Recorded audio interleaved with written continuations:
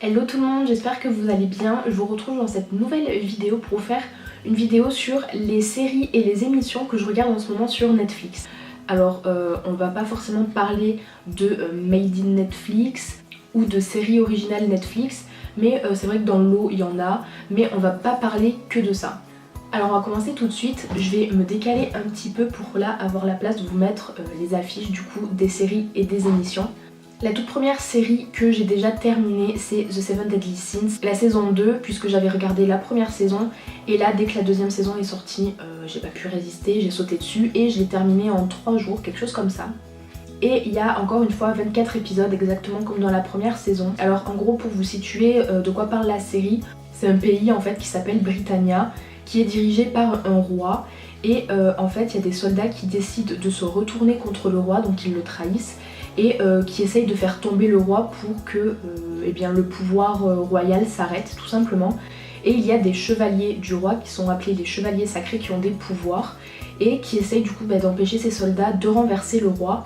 Et le roi a 3 filles, et la cadette de ces filles qui s'appelle Elisabeth va tout simplement partir du royaume pour essayer de trouver de l'aide, et elle veut trouver les Seven Deadly Sins, donc qui sont des guerriers, des combattants, je sais pas trop comment on peut appeler ça, mais qui chacun sont issus d'un des 7 péchés capitaux tout simplement. Des anciens chevaliers sacrés qui ont été accusés en fait d'avoir tué le général en chef de l'ancienne équipe de soldats sacrés.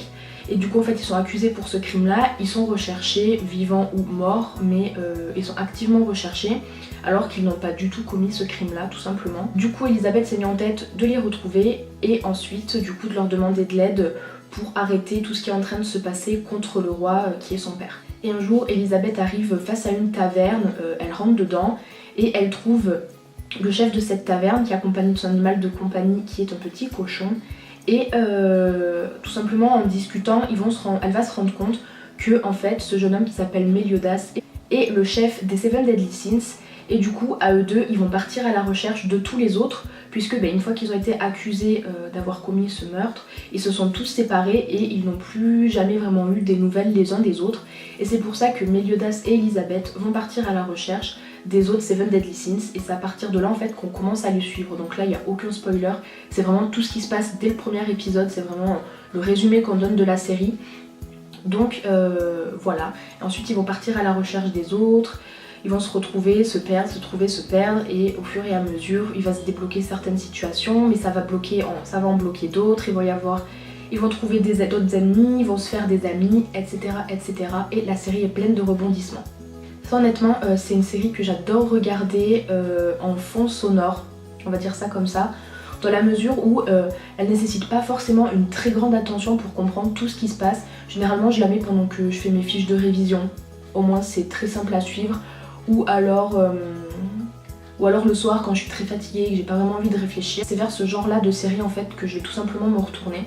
Ensuite la deuxième série dont là sont sortis les nouveaux épisodes de la saison 3 et que j'ai bien évidemment commencé à regarder, et je suis bien à jour là, il n'y a aucun souci, c'est The Good Place. Une série que j'adore et que j'ai, Dieu merci, réussi à faire regarder à Célia et qui aime beaucoup elle aussi. Alors The Good Place c'est quoi? C'est une jeune femme qui s'appelle Eleanor qui décède d'un accident de caddie, on va dire ça comme ça. Et en fait elle arrive dans un bureau de suite après sa mort et elle comprend pas trop ce qui se passe, et en fait on lui annonce qu'elle est décédée et qu'elle est au bon endroit.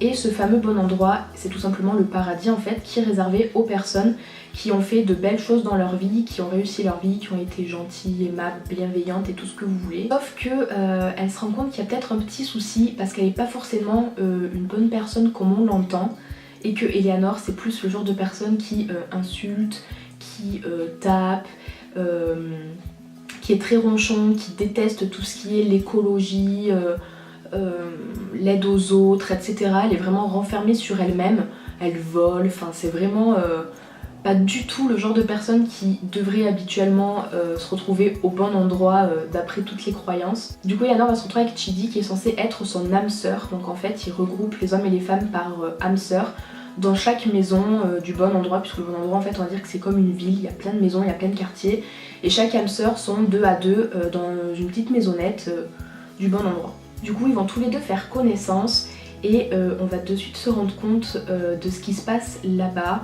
de qu'est-ce qu'elle fait là-bas, comment elle a pu se retrouver là-bas, comment ça se fait qu'une erreur, qu'une telle erreur entre guillemets ait pu être commise pour qu'une fille comme elle se retrouve au bon endroit. Et du coup on va avoir beaucoup de rebondissements.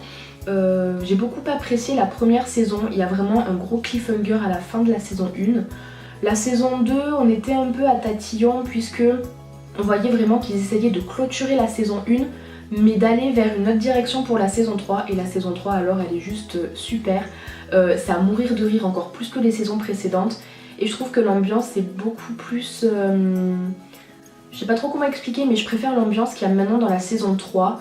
On est toujours dans la même ambiance, vraiment un petit peu, on cherche à comprendre, les personnages eux-mêmes cherchent à comprendre, mais c'est beaucoup plus relax on va dire, c'est beaucoup plus drôle, et c'est moins prise de tête dans la mesure où on va moins réfléchir à savoir ce qui se passe, à essayer de dénouer les énigmes par nous-mêmes, etc. Plutôt cool, et des 3 saisons, c'est vrai que j'ai une petite préférence pour la saison 3. Ensuite, pour la dernière série de cette vidéo, c'est bien entendu Riverdale, bien évidemment. Alors j'avais quelques appréhensions avec la saison 3, il me semble que c'était avec la saison 3 ou la saison 2, je sais plus trop. Je crois que c'était avec la saison 2 plutôt, puisque j'ai fini la saison 1, j'ai adoré, j'en ai parlé à Célia puisque Célia me disait commence Riverdale, et moi je voulais pas trop, je me disais tout le monde en parle, c'est louche, puis après je me suis dit bon, la Casa des Papel, tout le monde en parlait, t'as pas voulu regarder, t'as mis je sais pas combien de mois avant de t'y mettre, bon bah peut-être que Riverdale c'est pareil. Donc du coup j'ai commencé Riverdale, j'ai adoré la saison 1, et c'est vrai que Célia était assez réfractaire à la saison 2, en me disant que elle avait l'impression que c'était du Glee, que vraiment... c'était vraiment comédie musicale et qu'elle aimait pas du tout ça. Et par contre, on a 2 copines, donc Laura et Manon, qui quand elles ont adoré la saison 2. Du coup je me suis dit bon, bah, je vais tester et je verrai bien. Alors, c'est vrai que la saison 2 prend un tournant un petit peu de comédie musicale, vraiment entre très gros guillemets. C'est juste qu'en fait, bah, comme on a des personnages qui adorent la musique et le théâtre, bah, forcément on va les suivre quand il y aura des musiques, quand il y aura, par exemple... ils cherchent à faire une pièce de théâtre tout au long de l'année pour la présenter à la fin de l'année. Forcément on va suivre les répétitions puisqu'il se passe des choses dans les répétitions, etc. Mais après moi ça m'a pas vraiment dérangé, j'ai beaucoup apprécié. Et certes j'avais moins apprécié par rapport à la saison 1, mais alors la saison 3 quand elle a commencé je me suis jetée dessus. Et honnêtement bah, c'est exactement pareil que The Good Place. La saison 3 pour le moment c'est ma saison préférée de toutes les saisons de Riverdale. Et si vous ne connaissez pas Riverdale et que comme moi vous avez été très longtemps dans une caverne, Riverdale c'est quoi? Riverdale c'est une ville qui a des airs très calmes, tranquilles, il n'y a pas de soucis dans cette ville, tout est un peu plus normal. Et en fait un beau jour, la vie des protagonistes qu'on va suivre va être chamboulée par la mort d'un certain Jason Blossom, mort que personne n'arrive à élucider, on ne sait pas comment il est mort. Tout ce qu'on sait, c'est qu'il a été retrouvé au fin fond du lac de Riverdale. En fait, tout commence à partir de ça, à partir de ce noyau vraiment qui est la mort de Jason Blossom, puisqu'à partir de ça, il y a beaucoup de secrets de la vie des uns et des autres qui menacent d'être révélés, donc chacun fait en sorte que ces secrets ne se voient pas le jour, et au fur et à mesure, on apprend les secrets un peu de tout le monde, et on finit par savoir de quoi et comment Jason a bien pu mourir.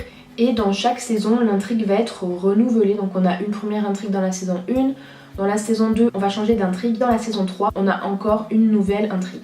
Honnêtement, si vous aimez beaucoup Bates Motel, je pense que Riverdale pourra vraiment vous convenir puisque dans la même ambiance assez froide, assez sinistre, vraiment dark.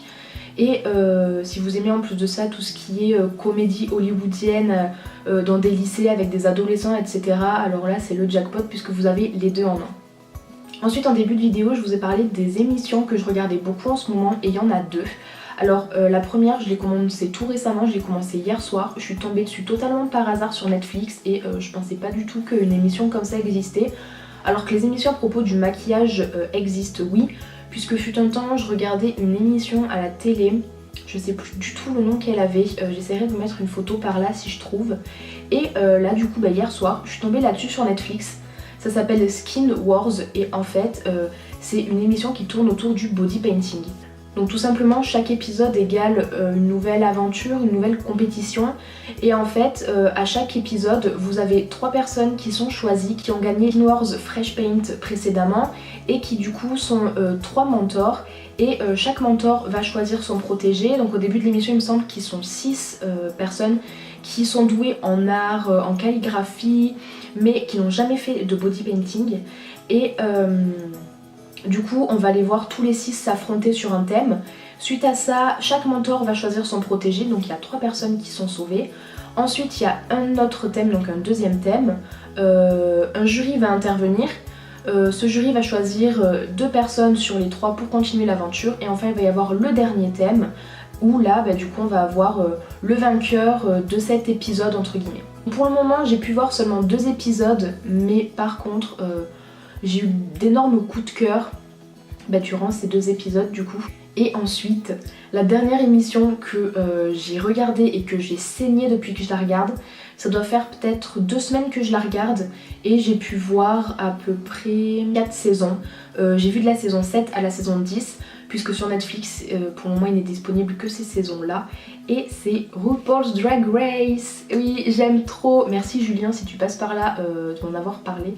En fait, dans ma classe, on avait un devoir à rendre sur un maquillage à choisir. Donc il y avait le maquillage égyptien, le maquillage Bollywood, c'est la vidéo que vous avez vue où j'ai maquillé Solène avec le maquillage typique bollywoodien.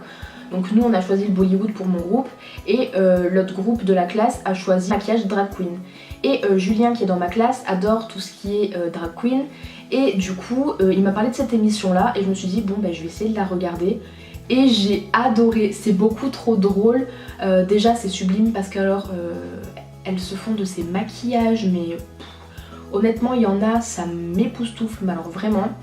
En plus de ça c'est une attitude en fait, drag queen c'est une attitude et j'adore l'attitude qu'elles ont, l'attitude qu'elles dégagent.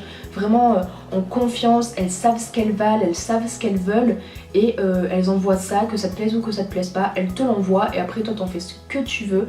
Et le style, j'adore comment elles s'habillent, il y en a qui sont mais déchaînées, mais alors c'est affolant, on dirait vraiment parfois certaines elles sont mais siphonnées du bulbe, elles font des trucs vraiment déchaînés. Et c'est ça qui est cool en fait, c'est ça qui est vraiment drôle. Et puis alors quand elles se clashent, ça c'est le meilleur de tout parce que parfois elles se clashent, mais c'est des clashs mais de l'espace et c'est tellement drôle à voir parce que d'un point de vue interne, quand on est dans la dispute, je suppose que chacun défend son point de vue, donc du coup elles savent de quoi elles parlent et elles s'engueulent par rapport à ça, alors que d'un point de vue externe, vous vous engueulez pour une colle à fossiles, vous vous disputez pour une colle à fossiles et c'est tellement drôle, franchement elles me font vraiment beaucoup trop rire.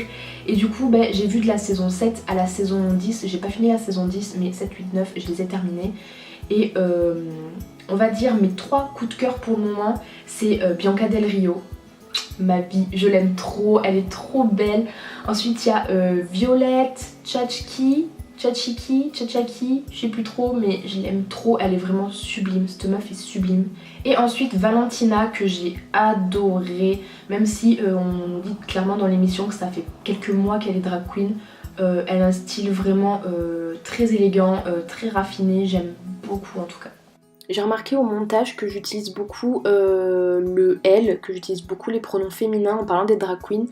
Parce que j'ai tout simplement remarqué dans l'émission, et je suppose que c'est la politesse, que quand elles sont en drag queen c'est du coup elles, mais quand elles sont, du coup quand ils ne sont pas en drag queen, c'est les pronoms masculins, donc ils. J'aime beaucoup son style. Donc voilà, je vous recommande vivement si vous aimez tout ce qui est un petit peu télé-réalité, où il y a du clash, mais c'est pas du clash où vraiment c'est des insultes à tire-larigot, oh là là, expression non utilisée depuis 1960, je suis désolée. Mais où vraiment c'est des gros clashs, où c'est mesquin, c'est pas du tout ça, c'est vraiment des clashs mais hyper drôles en fait. Tout reste dans l'humour, tout reste dans le soft et c'est ça que j'apprécie énormément, même si parfois bien sûr il y en a qui dépassent les bornes, mais ça reste toujours vraiment tourné vers l'humour. Et si en plus de ça vous adorez tout ce qui est mode et maquillage, je vous conseille à 3 milliards de pourcents cette série. Donc voilà, c'est tout pour les séries et émissions que j'ai regardées sur Netflix ces dernières semaines, on va dire maximum ce dernier mois qui est passé. J'espère que j'aurai pu vous donner des idées ou des envies de ce que vous pouvez trouver et regarder sur Netflix. Si vous aviez des appréhensions à continuer certaines séries, j'espère que du coup je vous enlève ces petites appréhensions et que vous sauterez le pas de les commencer ou de les continuer. Donc voilà, en attendant je vous fais de très gros bisous et je vous dis à bientôt dans une prochaine vidéo. Bye!